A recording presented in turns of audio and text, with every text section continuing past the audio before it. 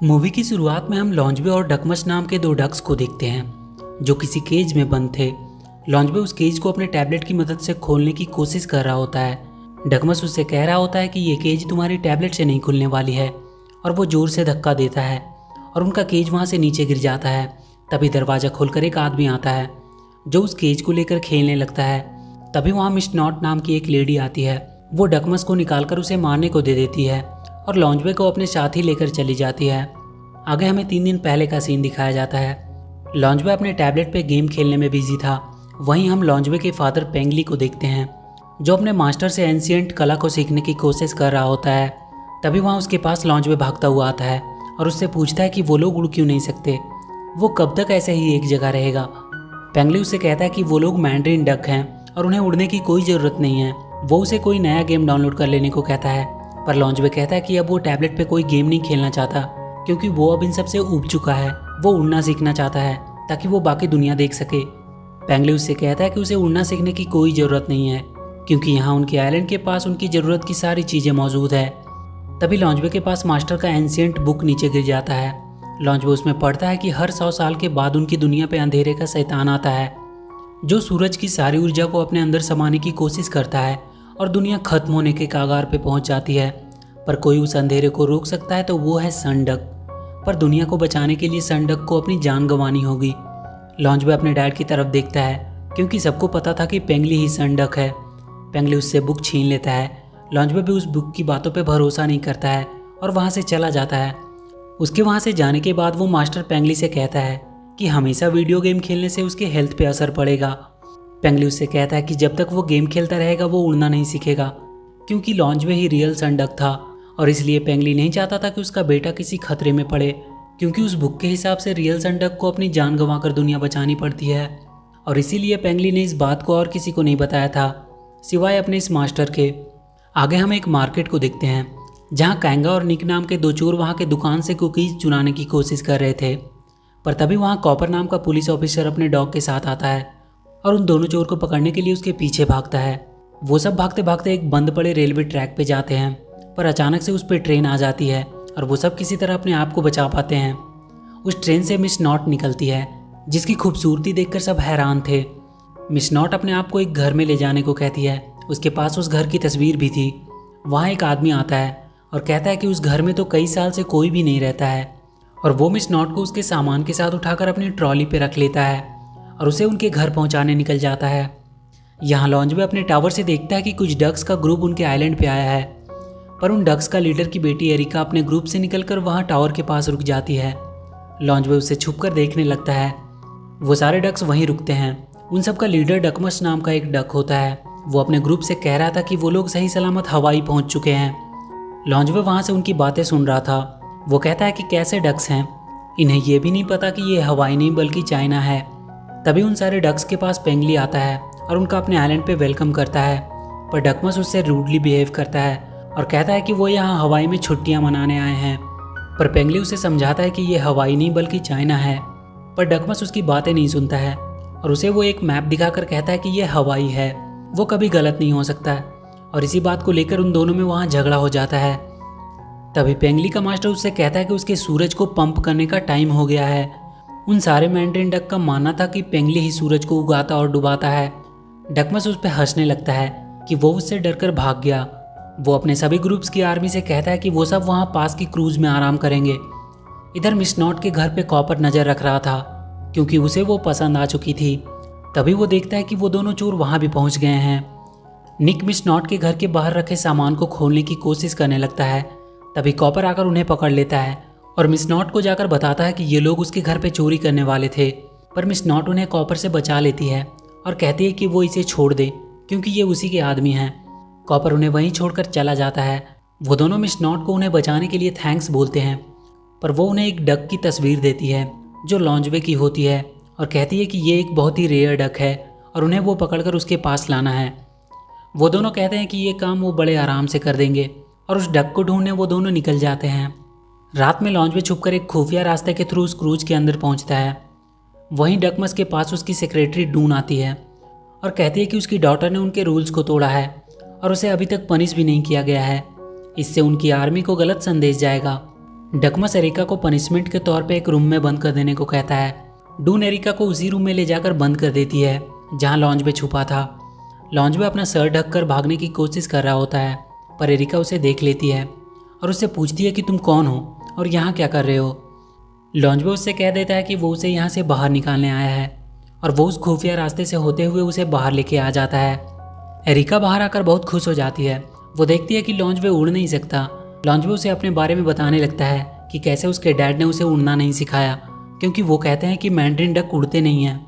Areca कहती है कि सारे डैड्स ऐसे ही होते हैं, उसके डैड भी उस पर हमेशा चिल्लाते रहते हैं। लॉन्जवे कहता है कि हाँ, तुम्हारे डैड थोड़ा पागल लगते हैं। ये सुनकर एरिका उस पर गुस्सा हो जाती है और वहाँ से चली जाती है। अगले दिन एरिका फिर से लॉन्जवे के पास आती है। वो लॉन्जवे को उड़ना सिखाने लगती है, पर लॉन्जवे की पहली उड़ान काफ़ी निराशजनक रहती है, पर वो अपनी तरफ से पूरी कोशिश कर रहा होता है। इधर वो दोनों चोर लॉन्जवे की तलाश करते करते उनके आइलैंड के बहुत करीब आ गए थे, पर वो आइलैंड चारों तरफ से पहाड़ से घिरा हुआ था, इसलिए वो लोग एक जगह पे बॉम्ब लगाकर उसे तोड़ने का सोचते हैं। लॉन्जवे एक बार फिर से उड़ने की कोशिश करता है और उस टावर से कूद जाता है। वो सच में अब उड़ पा रहा था। वो तेजी से उड़ने लगता है और जाकर वहाँ जोर से पहाड़ से टकराता है। उधर उन दोनों चोरों ने बॉम्ब ब्लास्ट कर दिया था, इसलिए वहाँ पहाड़ भी टूटती है। एरिका को लगता है कि लॉन्जवे के टकराने से वो पहाड़ टूटी है। लॉन्जवे वहीं तालाब में गिरकर बहने लगता है। उन दोनों के ब्लास्ट से वहाँ एक होल हो गया था, जिससे उस आइलैंड का सारा पानी वहाँ से बहकर बाहर जाने लगा था। लॉन्जवे भी बहता हुआ उस होल तक पहुँचता है, पर निक उसे लात मारकर अंदर धकेल देता है। लॉन्जवे फिर से हवा में ऊपर उड़ने लगता है। एरिका भी उसके पास आ जाती है। वो दोनों अब बहुत खुश थे। वो दोनों वहाँ से देखते हैं कि उनके आइलैंड का लेक का पूरा पानी सूख गया है। लॉन्जवे को भी लगता है कि उसने टक्कर मारकर पहाड़ में होल कर दिया और सारा लेक उसके थ्रू बह गया। लॉन्जवे एरिका से कहता है कि वो कब से उड़ना चाह रहा था, पर हमेशा उसके डैड मना कर देते थे। एरिका कहती है कि वो लोग साथ में कहीं और भाग सकते हैं और दोनों साथ में जाने लगते हैं, पर लॉन्जवे तुरंत वापस आ जाता है और कहता है कि वो अपने डैड को ऐसे छोड़कर नहीं जा सकता। एरिका भी वापस अपने डैड के पास चली जाती है। अगली सुबह जब डकमस नहाने के लिए तालाब में छलांग लगाता है तो वो देखता है कि तालाब तो पूरा सूख चुका है। वो गुस्सा हो जाता है और पेंगली से लड़ने लगता है। वो दोनों एक दूसरे को इसके लिए जिम्मेदार मान रहे थे। वो दोनों अपने साथ के डक्स को लड़ाई के लिए तैयार करने लगते हैं, पर लॉन्जवे अपने डैड और बाकी सभी को बताता है कि लेक उसकी वजह से गायब हुआ है, क्योंकि उसने वहाँ के पहाड़ में टक्कर मारकर एक होल कर दिया था। उसके पास एरिका आती है और उससे कहती है कि वो उसके साथ है। तभी वहाँ डकमस भी आता है, जिसे देखते ही पेंगली उसे एक लात मारता है और वो सीधा उस लेक में गिरने लगता है। जहाँ निक उस होल के थ्रू अंदर आकर डकमस को पकड़ लेता है और उसे अपने केज में बंद कर देता है। एरिका डकमस को बचाने के लिए जाती है। तभी एक डक देखती है कि लॉन्जवे के सीने में सन का साइन चमक रहा है। वो कहती है कि ये तो सन डक है, मतलब अब तक पेंगली ने उन्हें बेवकूफ़ बनाकर रखा कि वो सन डक है। उसका मास्टर सबको बताता है कि उसने ये सब लॉन्जवे की जान बचाने के लिए किया था। लॉन्जवे भी एरिका की मदद करने के लिए उसके पीछे जाता है। वो दोनों चोर डकमस को लेकर मिस नॉट के पास आ जाते हैं। लॉन्जवे और एरिका भी उसका पीछा करते करते उसके घर तक पहुंच गए थे। मिस नॉट डकमस को देखकर उन दोनों पे गुस्सा करती है कि ये वो डक नहीं है जिसे वो लाने बोली थी। तभी उसकी नज़र वहाँ लॉन्जवे पे पड़ती है और वो उसे पकड़ने के लिए जाती है। वो उसे भी पकड़कर डकमस के साथ ही बंद कर देती है। इधर पेंगली अपने बाकी सभी डक से कहता है कि उन्हें लॉन्जवे को बचाने के लिए जाना होगा और वो उन सबको उड़ना सिखाने लगता है। मिस नॉट सनराइज होने से पहले अपनी एक खास मशीन को रेडी करने लगती है और इधर कैंग उन डक्स के साथ खेल रहा होता है। तभी उसके पास मिस नॉट आती है और डकमस को उसे मारने के लिए देकर लॉन्जवे को अपने साथ लेकर चली जाती है। एरिका भी अपने फादर के सभी आर्मी डक से उन्हें छुड़ाने के लिए उनकी मदद मांगती है। कैंग इधर डकमस को मारने वाला होता है, पर डकमस किसी तरह अपने आप को वहाँ से छुड़ा लेता है और वो कैंग को वहाँ उसकी रस्सी से बांध देता है। मिस नॉट अपने घर के ऊपर अपना मशीन सेट करने लगती है। उसका एंटीना सूरज की ऊर्जा को खींचने लगता है। डकमस को बचाने के लिए एरिका बाकी आर्मी को लेकर उसके पास पहुंच चुकी थी। पेंगली भी अपने बाकी सभी डक्स के साथ वहां आ चुका था। वो सारे डक्स मिलकर उस पर हमला कर देते हैं और पेंगली के एक तीर से मिस नॉट का असली चेहरा सबके सामने आ जाता है। वो एक बहुत ही बूढ़ी औरत थी और वो वापस से अपनी जवानी पाने के लिए सूरज की सारी रोशनी को खींच रही थी, जिसमें उसे सनडक की बलि देनी थी। पेंगली और उसके सारे डक मिस नॉट के सामने बहुत कमज़ोर पड़ रहे थे। तभी डकमस भी अपनी आर्मी के साथ मिलकर उसके ऊपर हमला कर देता है, पर वो अंदर चली जाती है और अपने सर पे एक मशीन लगा लेती है, जिससे उसे सूरज की ऊर्जा मिलने लगती है। वो वापस से जवान और सुंदर होने लगती है।